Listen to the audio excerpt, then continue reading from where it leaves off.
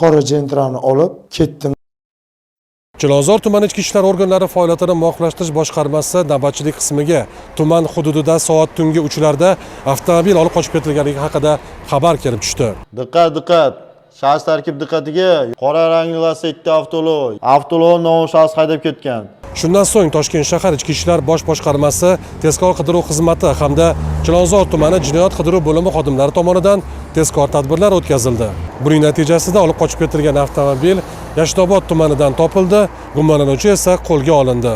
Marixuana iste'mol qilaman. O'shani chakdim. Chilonzor tumanida qora jentrani olib ketdim. Kaliti ichida edi. Tapushdan unga bir kirganda ana mo'ykada. Tezkor vakillar kelib meni ushlashdi. O'g'irlik qilmayman, qilgan ishimdan pushaymonman. Hammadan uzr so'rayman. Ushbu jinoyatga sabab bo'lgan omillar ham o'rganildi. Ma'lum bo'lishicha, avtomobil egasi mashina kaltini o't oldirgichda qoldirgan va avtomobil salonini ochiq holda tashlab ketgan. Mazkur holat yuzasidan Jahongir ismli shaxsga nisbatan O'zbekiston Respublikasi Jinoyat kodeksining 267-moddasi bilan jinoyat ishi qo'zg'atilib, gumonlanuvchiga nisbatan qamoqqa olish tarzidagi ehtiyot chorasi tanlangan.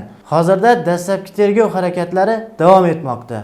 O'z navbatida eslatib o'tamiz, hurmatli fuqarolar, mana shunday noxush holatlarga duch kelmaslik uchun mashinangiz kalitini o't oldirgichda qoldirmang, avtomobil oynasi va eshiklarini ochiq holda tashlab ketmang.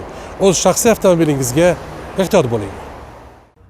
Jinoyat va huquqbuzarliklarni oldini olishda profilaktik tadbirlarning o'rni katta. Ana shu jihatlarni hisobga olgan holda haftaning har payshanba kuni poytaxt tumanlarida keng ko'lamli profilaktik tadbirlar o'tkaziladi. Mirobod tuman ichki ishlar organlari faoliyatini muvofiqlashtirish boshqarmasi xodimlari tomonidan tuman mahallalarida targ'ibot ishlari olib borildi. Mahalla aholisi bilan suhbatlashildi. Ayniqsa transport vositasi olib qochilishi, o'g'irlik jinoyatlaridan ogohlantirildi. Poytaxtimizda joylashgan oliy ta'lim maskanida kibermadaniyat yuksaltirish oyligi doirasida talaba yoshlar bilan uchrashuv o'tkazildi.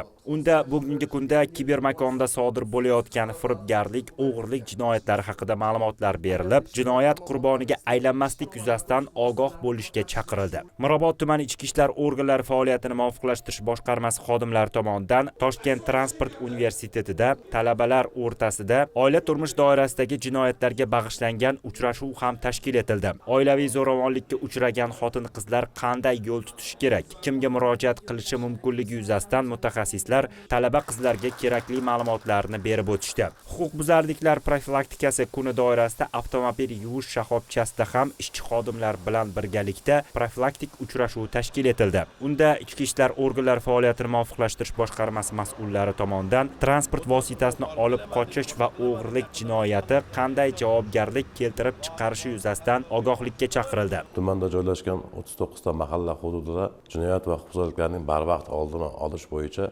targ'ibot va tashviqot ishlari olib borildi.